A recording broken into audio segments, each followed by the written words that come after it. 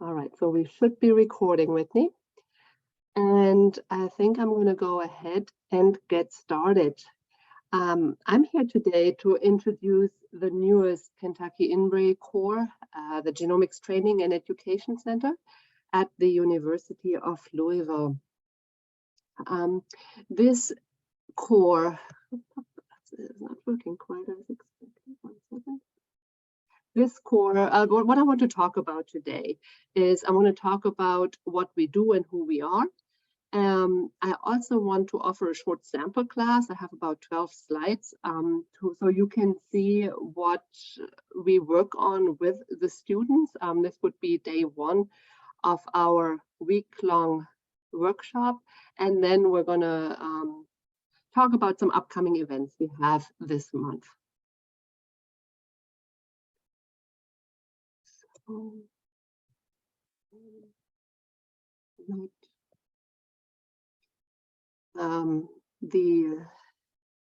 Let's see, I'm having a little bit of issues navigating the slides. Let's see how this goes. It's not very responsive. But anyhow, it took quite some support to establish GTEC. We are financially supported by Kentucky INBRE and the Brown Cancer Center at the University of Louisville. And this would not have been possible without Melissa Smith taking over a lot of the lab services, such as next generation sequencing library preparation and sequencing services from the genomics core that freed up our time and effort to invest more on training and education.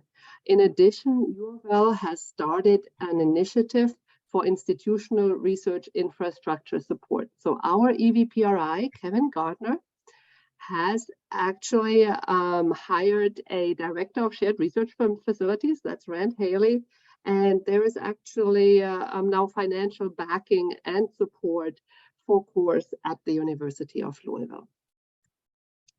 So what the new Genomics Technology Center looks like is kind of a 3-slice pie. We have the Sequencing Technology Center that still does DNA and RNA sequencing, library preparations. They do long reads, they do short reads, they have a PacBio platform, Oxford Nanopore, Illumina platforms, and so they can still help you with all your NGS needs, and that is run by Melissa Smith. And we have also negotiated with her that all of our regional customers will receive internal pricing. So all of these services are still available to you. We still have bioinformatics core that is run by Eric Rauchka, and he is offering data analysis for projects that were run in Melissa Smith's lab and any other lab. If you have data that needs to be analyzed, next generation sequencing data, for the most part, he can help with that. So then the new slice of the pie is going to be the Genomics Training and Education Center, the core that I'll be heading up. And we are focusing on hands-on lab training and genomics methodologies for students and staff. And we work also with the investigators one-on-one to help with the data interpretation. One of the motivating factors was that the Kentucky INBRE renewal is due in spring 2023, so it's coming up now. And the PAR is specifically asking that we provide resources for career enhancement and education, and that we should also provide training to expose undergraduate students to data science research. So we're hoping that our application will be really strong with the addition of this core. In addition, we have noticed that we just hope that this core can better support the research community, because the genomic data is just increasingly complex, and it is with that becoming more and more difficult for researchers to navigate, especially with the advent of single cell data.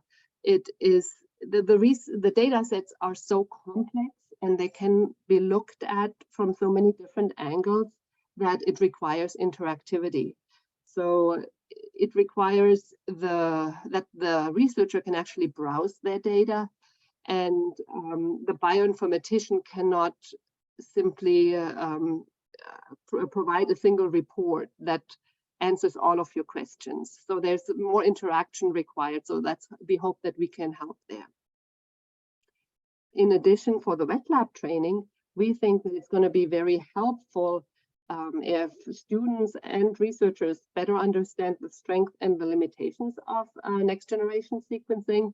And that will also help when you're requesting sequencing services, be it with a third-party provider or with our other part of the Genomics Technology Center. So when you order sequencing services, you're often asked, how many reads do you need? How long should these reads be? Do you need a stranded library? So we just want to make sure that everybody understands these terms and is able to design their projects well and cost effectively. So what do we offer? We offer wet lab training. For that, we have RNA and DNA QC modules, and that's what I'm going to go through in just a little bit. Then we have modules on library preparation and the sequencing run setup. Currently, I'm working on real-time PCR module, so that's a bit grayed out here. That is still coming online. I'll get a pointer here. Here, I'm actually reaching out to companies to see if they can provide me with some examples of primers that did not work, so that students can actually see what does it look like when things go wrong. For these three first modules here, we offer a week-long summer workshop for students. And we also offer individual training sessions for students or staff at UofL. The summers seem to be best suited for students from the regionals. We can make reservations in a dorm, and students can stay with us for the week and go through the whole process. Whereas during the year, we can work with UofL students that are on site, and we can try to work around their schedules. In addition, we are providing access to instrumentation. So a lot of these instrumentations will be used by the students during the training, but they are accessible to all regional researchers also throughout the year.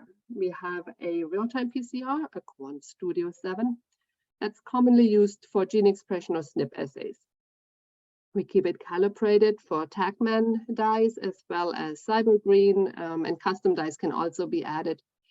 This instrument includes a tilde array card capability, which is a 384 well format that is preloaded, and you simply pipette your sample on top and then spin the card down. So it's very easy loading, and that's offered through Life Technologies.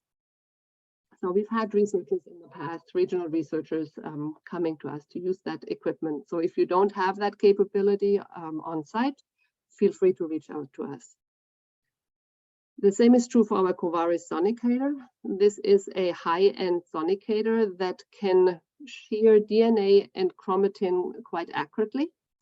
We've had, again, researchers driving up from Western Kentucky to shear their chromatin samples for ChIP-seq, etc. We have a Miltony tissue dissociator. That is a platform that has customized protocols for different tissue types to dissociate them gently without disrupting the cells. And then three of our most commonly used pieces of equipment are the Agilent Bioanalyzer, Nanodrop, and Qubit, which we use for RNA and DNA QC. We will talk a little bit more about those in a minute. The Agilent Bioanalyzer is an electrophoresis-based instrument that can be used to check on the integrity of your RNA. And you can just send us your RNA samples on dry ice, and we can send you a PDF back. The Nanodrop is a spectrophotometer that can be used to see actually certain common contaminants that occur in RNA and DNA isolations. And the Qubit is a fluorometer. And what is special here is that they have specific dyes for different nucleic acids. They have a dye specific for double-stranded DNA, one for single-stranded DNA, RNA, and they say now also for small RNAs, although I haven't tried that yet. So that's our most accurate method for quantification. With regard to software training, so this is software to interpret your data after you receive results from the bioinformatics team. This is software that helps you make biological sense out of it. We have a site license from Metacore that can help you see which pathways are enriched, which molecular functions are enriched in the genes that have changed in your experiment. It also creates beautiful pictures for posters and presentations. We have Partec Flow. That's an excellent tool for data visualization. We can create heat maps, PCA plots, volcano plots, pretty much any type of plot you would like to have for your genomics data. It also contains a single cell browser. So here we can look at single cell data and annotate clusters to try to make sense out of assigning cell types to individual clusters. The next thing we're going to focus on is looking at tools to mine publicly available data. We realize that there is big need for that. We see reviewers asking, well, have you checked what's available in publicly available data? And does any of that back up your hypothesis? So we're going to be looking into tools that are available, and yeah, we'll get back with training courses on that. So who is doing this? This is me, Sabine, as the incoming director. We have Vanila Arumugam. She is running our lab. She's a senior research technologist and excellent working with students. And we have Kalpani De Silva. Kalpi is a postdoc in bioinformatics, and she helps us with data analysis questions. So I can actually stop here and see, does anybody have any questions so far? Else, I'm going to jump right in, and we're going to go through a couple of slides so you can see how our days go with our students. So the students spend most of the day actually in the lab, but whenever there is a incubation period, or short waiting time or free time, we try to pull them into a conference room and we go through these little modules. We're trying to explain the background of some of the techniques we're using. So this is our first module on the first day, where we look at RNA and DNA QC. So when we look at the QC of RNA and DNA, we're looking at actually 3 parameters. We're trying to determine the quantity. We're trying to determine the integrity, especially with RNA that degrades so quickly. So we're trying to see, are there shorter fragments than we expect? And we try to determine, are there any contaminations? Several of the isolation methods that are commonly used, for example, trisol isolations can have carryover of phenol, or the column kits. Actually, the wash buffer has a guanidinium salt. So we can have solvent and salt carryovers that can actually inhibit your downstream enzymatic reactions. So we're looking for quantity, integrity, and contaminations. The first tool that we have is a nanodrop. A nanodrop is based on spectroscopy, and RNA as well as DNA absorb at 260 nanometers.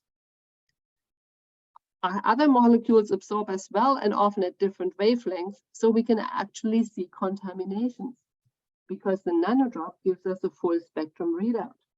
So here, if we look at the pictures on the bottom, on the left side, we see a spectrum as it's supposed to look like. We have a peak at 260 nanometers, and not much going on outside of that. The picture here in the middle, this is a phenol contamination from a trisol isolation. So here we have, phenol actually has a double peak. It has one here at about 230, and then it has a peak at 270. So we see two things. So first we see that early peak coming in, but we also see here that the peak is shifting from 260 to 270 nanometers. So you see that little bit of a shoulder that's left here. That is actually your DNA peak, and the rest is phenol. Here, this is a wash buffer, guanidinium salt contamination from a column kit. So here we have a high peak coming in at the 230 nanometer range, but then the peak stays at 260. There's no shift to 70 nanometers. So this can give us an indication that we have contamination.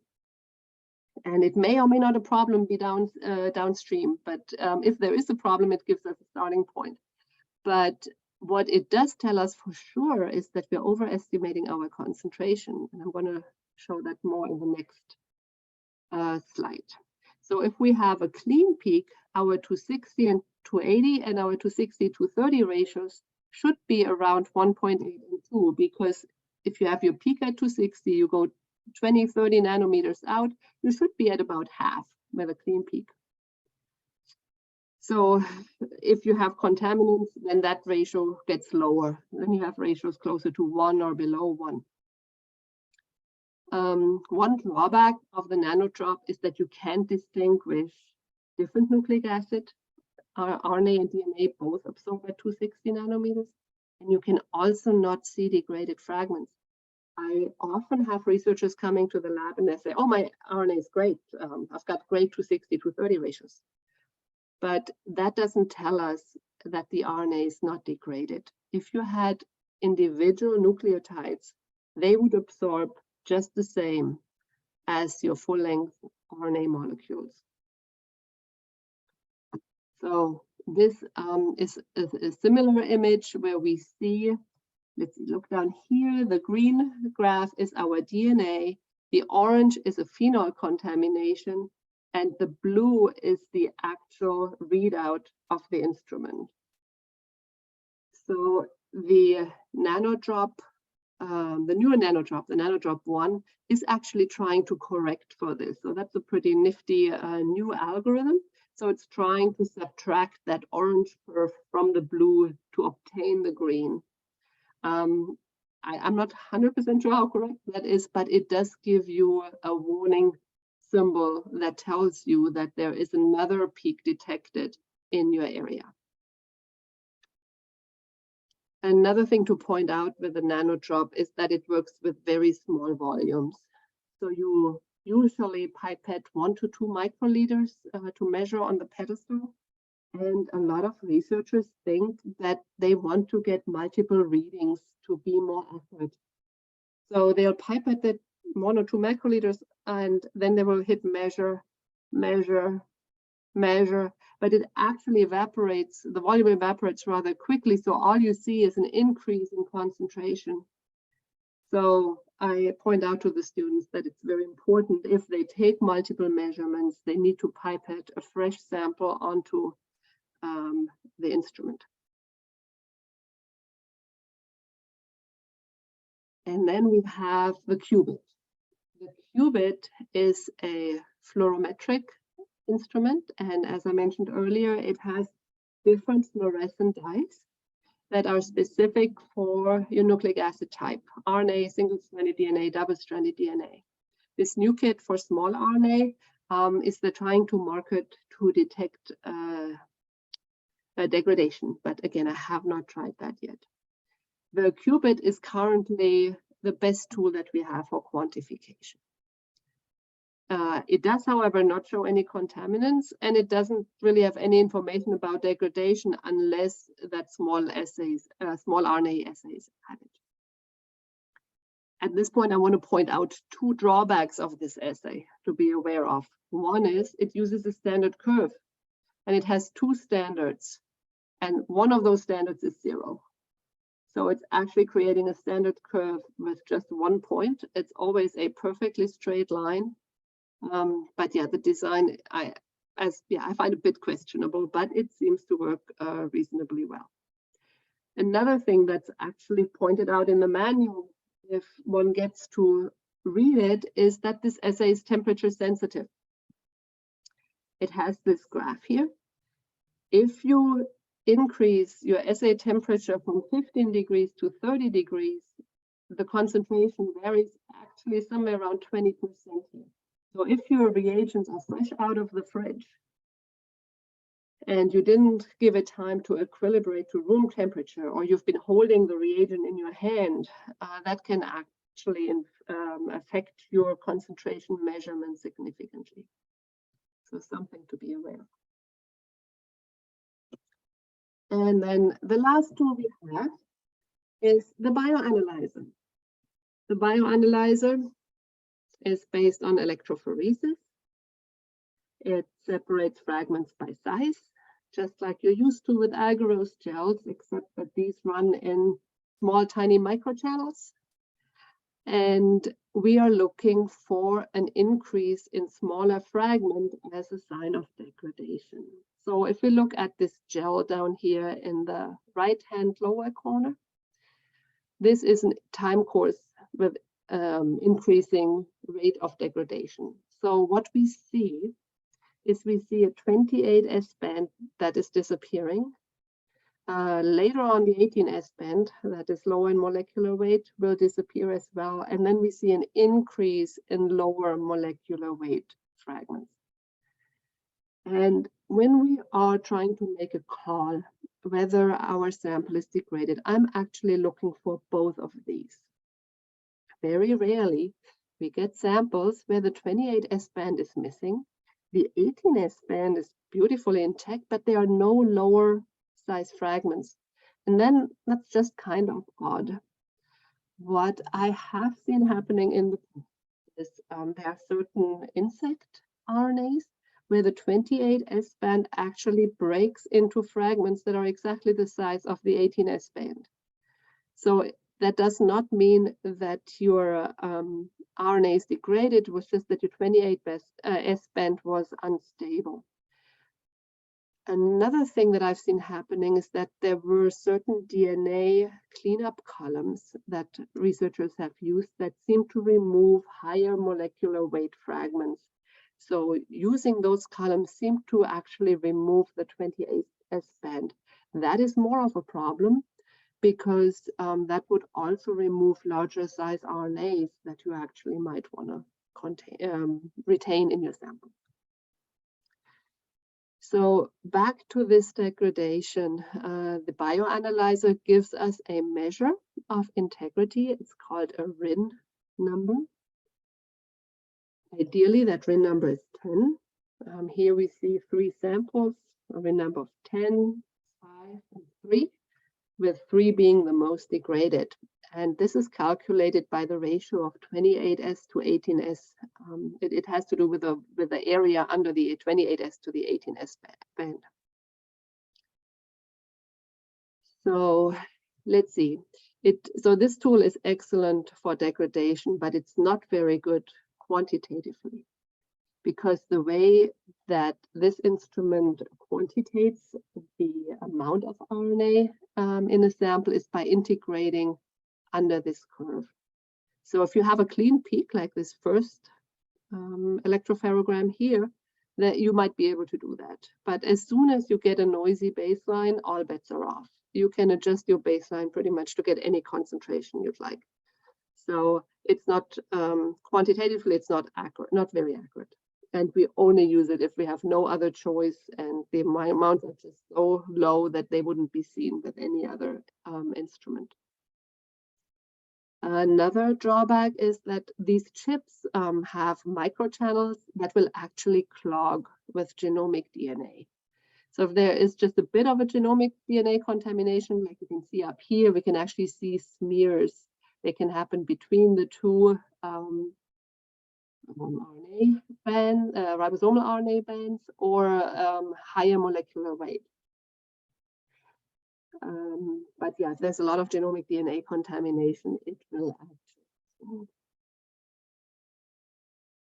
So just as an overview, the nanodrop is okay for quantitation unless you have contaminants that interfere in at the same wavelength that you're measuring.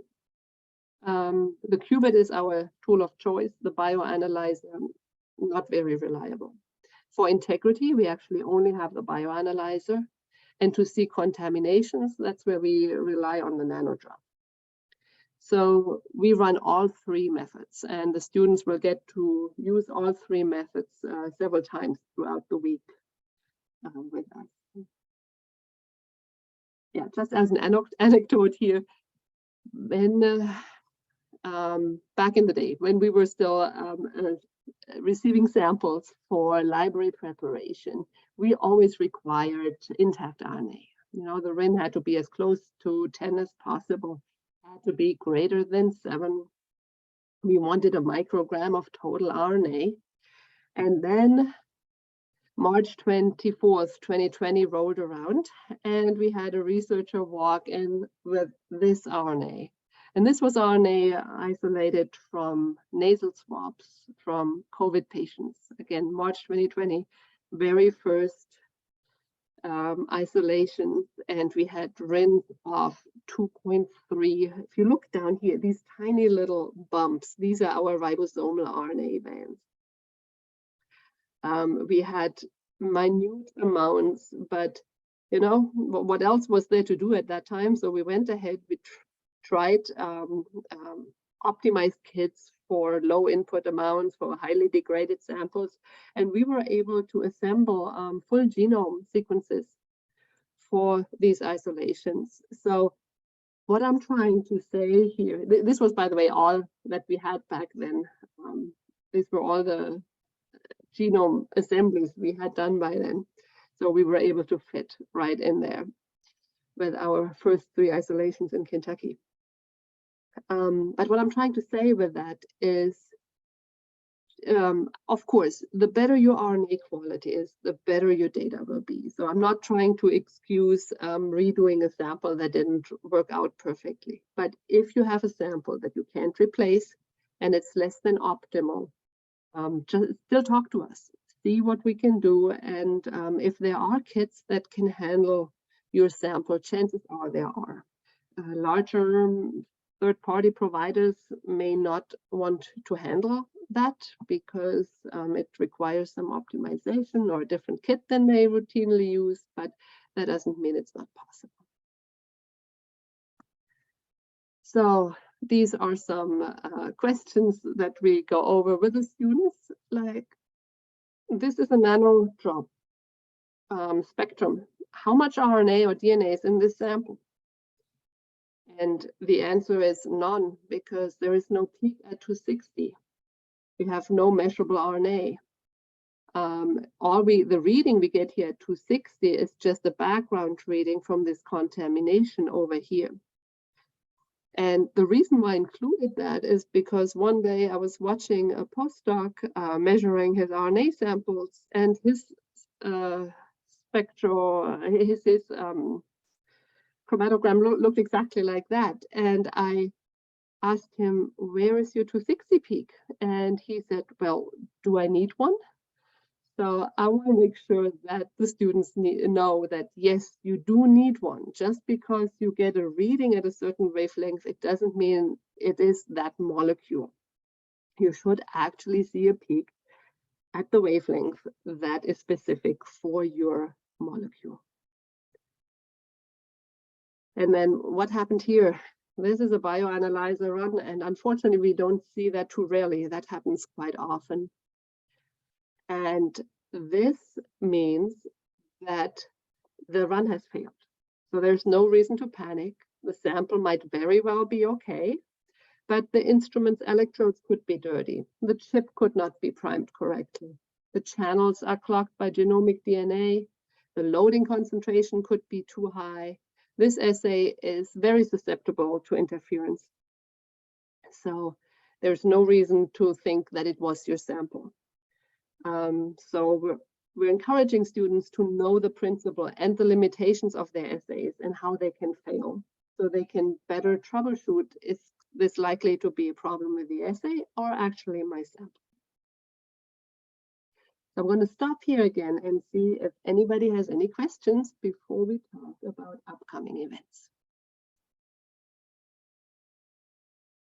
No, all right, let's keep going. And we have a genome browser workshop coming up on January 23rd through 24th. So this is a 2-day workshop. You can attend any section or all. I have put a link in the chat that will guide you to more information. And the UCSC Genome Browser is a tool that enables you to visualize your genomic data and then annotate it from a long list of annotation sources. And it's all based on genomic location. It supports hundreds of different species, so chances are you can use it for yours. So you can visualize your own data, but then you can also annotate it. You can see conservation across different species, etc.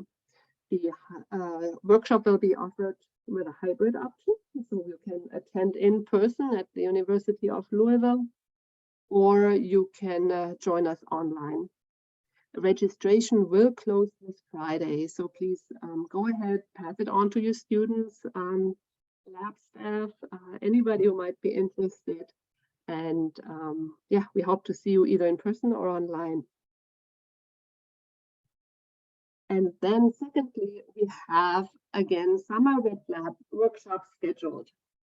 These are some pictures from last year's workshop. We're targeting, or we have set the weeks of 15th of May through the 19th, and then the following week, the 22nd through the 26th. I received the feedback that students may not be able to attend easily because they have to work in summer. So we're trying to offer the workshop right in the first week when they get out of school, so that they can then, if they have to start a job, they can do so uninterruptedly. So we have 12 slots. I have reserved dorms for 12 students for each one of these sessions. So students could come down here, and let's see, this is a agenda. So they would check into a dorm. The dorm is provided by Kentucky Embry. They will be responsible for their own food, but at least I hope to be able to have a kitchen in the dorms this year. So that should help. Then we go through RNA-QC on the first day. And for undergrads, we also go through general lab safety, lab techniques, pipetting, etc. Give them a bit of a campus tour so they know how to find their way around. That is followed by 2 days of library preparation. We talk about what to consider when preparing a library. Also, how to be most cost effective there. That might be interesting for the PIs. And on the second day, we also talk more about newer methods, more upcoming techniques, single cell, spatial RNA-seq. After the library is prepared on Thursday, we QC the library, and we're talking about what is to be considered when setting up a sequencing run. You know, how many reads do I need, and how long should those reads be? What does that even mean? And on Friday, we come back and look at that sequencing run, look at the quality of it. I talk them through a bit of what could have gone wrong if something went wrong. And we don't really analyze the whole data, but we talk about the steps that are needed for analysis. There is a workshop at the University of Kentucky that is very complimentary, offered by Mark Farman, that then talks about the analysis of this type of data. And I always encourage the students to sign up for that as well. Last year, we had 2 Norsemen from NKU join us, and 2 colonels from Eastern Kentucky and 1 colonel from Center Kentucky. Who knew they had the same mascot? But we are really hoping to add students from Murray State, from Western Kentucky, from Moorhead, this year, and even any other smaller regional institutions, they are very welcome to join us. I collected some feedback from the students and how they felt about the training, if they've learned something, and the feedback has been very, very positive. This has been one of the best learning experiences from start to finish. I now feel like I have a really good grasp and understanding of the process. When I asked them if they think that this training is helpful for your career, again, they were very positive. They thought it allowed them to round out their skill set. It clarified steps that had been a black box before, helps me be a better candidate for jobs, and makes me feel more confident. This course also helped me see that this is a booming field with lots of career opportunities. So one thing we are trying to point out there is that it is very, very helpful if they can add some programming classes during their undergraduate degree. This participant said, this workshop has felt like the missing piece in my PhD training, and I feel confident moving forward that I have the tools and skills I need to succeed. She also thanked us for supporting us and availing themselves as ongoing resources. And that's something that we've noticed. You know, once the students spend a week with us here, we really get to know each other, and they're much, much less shy to approach us with questions. So especially for local students, they will just stop by now anytime they're in the area and like, can you look at this? And what do you think about that? How can I go about aligning this sequence? So because you get to know each other so well in that week, it really makes them, it takes that threshold that they have to overcome to approach somebody and ask for help way down. So that has been a big plus. So how do you stay up to date with what we are offering? If you go to UofL's website, you can just search for GTEC. And that leads you to our website. And here are our upcoming events. I have also put links in the chat for this presentation. One more shout out here is to Cindy, our communication specialist. She's putting together a newsletter that she sends out every Friday. And if you have not signed up for it, please do so. It's always full of events, grant opportunities, student opportunities, job openings. I mean, she is doing an excellent job putting this information together. So it's very relevant every time. Yeah, so if you haven't signed up for this one, this is actually a good email to get. And that's all I have for today. Thanking our sponsors again, Kentucky INBRE and the Brown Cancer Center. And I'm happy to take any questions.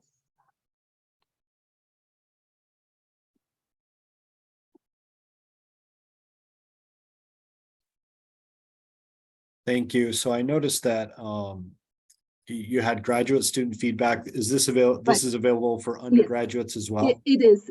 The undergraduate students were much less expressive though. So when I asked, was this helpful? Yes. Yeah. So that didn't present quite as well, but yes, it is open to undergraduate students just as well as graduate students. Last year, I was able to separate them into 2 separate sessions, which worked really well. We could take a little bit more time, like teaching basic pipetting techniques to the undergrads. We'll see. The application for this year closes February 1st. So if you could encourage your students to apply, and then we'll see how many applications we have from different groups and how we best organize that. Okay, great. Thank you. Sure.